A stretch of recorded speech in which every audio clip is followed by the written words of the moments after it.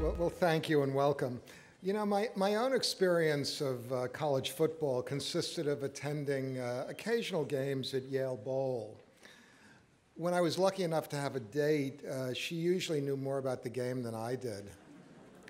I was a bright, nerdy kid, and when I got into a position to hire people, I looked to hire people like myself. But with maturity and experience, I came to value a varsity football background very highly indeed.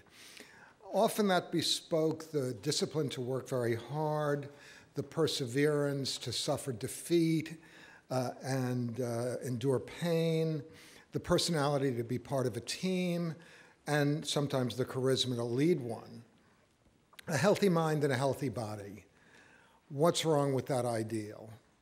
Well, nothing, except that it has very little to do with college football as played at the big state colleges, the Texas, Georgia, Florida, Louisiana, Michigan, and the recently infamous Penn State. These are big businesses. They generate profits of $40 to $50 million a year, sometimes more. The coaches are paid more than university presidents, and the athletes are offered all manner of tawdry inducements, often making a sham of their amateur status.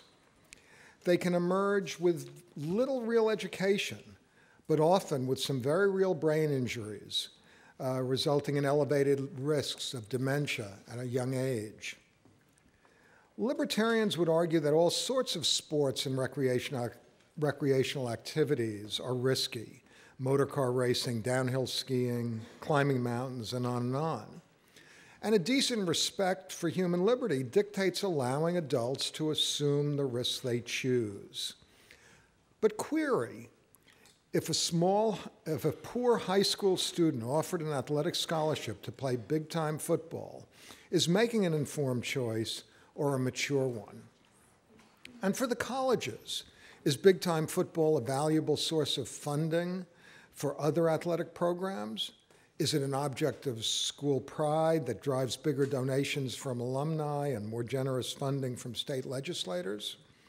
Or is it a corruption magnet, corrosive of the meaning and purpose of the university itself? Clearly, there's a huge public interest in these issues. We've rarely had a debate that was sold out so quickly or that garnered so much pre-debate publicity. So let the game begin. Panelists, John, over to you. Thank you very much.